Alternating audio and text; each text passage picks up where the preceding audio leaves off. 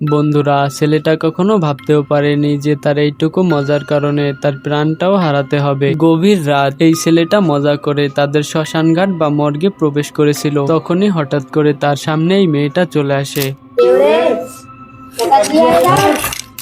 এই ঘটনার পরে ছেলেটার ফোনটা মর্গেই পড়েছিল এবং ছেলেটার কোনো অস্তিত্ব খুঁজে পাওয়া যায়নি।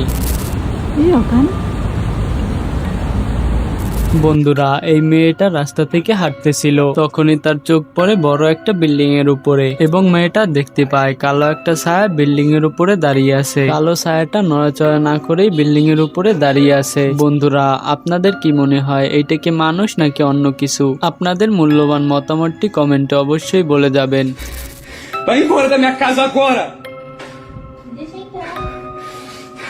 এই ছেলেটা তার ওয়াইফকে নিয়ে ঘুমাচ্ছিল, তখনই তাদের দরজার বাইরে থেকে তার ওয়াইফের কণ্ঠে কেউ একজন বলতেছিল, আমি তোমার ওয়াইফ বলছি, দরজাটা খুলে দাও। ছেলেটা এই কথা শোনার পরে ছেলেটার গা কাঁপতে শুরু করে দেয়, কারণ তার ওয়াইফ তার কাছেই ছিল। এমন পরিস্থিতিতে আপনি পড়লে কি হতো একবার চিন্তা করে দেখেন। আপনাদের কি মনে হয় বাইরে থাকা রহস্যময় জিনিসটা আসলে কি হতে পারে?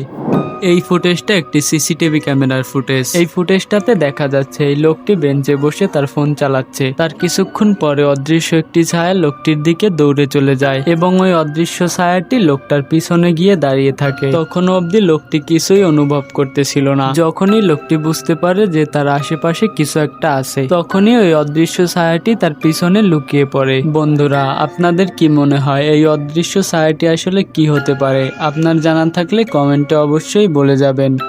এই লোকটি এমন একটি ফিল্টার ওপেন করে ভিডিও বানাচ্ছিল, যেই ফিল্টারের সাহায্যে লোকটির জেন্ডার, এজ এবং এক্সপ্রেশন দেখা যাচ্ছিল। তো হঠাৎ করেই তার রুমের দরজা ওপেন হয়ে যায়। তখনই ওই ফিল্টারটি রহস্যময় একটা জিনিস ডিঅ্যাক্টিভ করে ফেলে। এই ফিল্টারটি রহস্যময় যে জিনিসটা ক্যাপচার করেছে, যার বয়স ছিল 565 বছর এবং এক্সপ্রেশন ছিল এগ্রি, মানে রাগ করেছিল।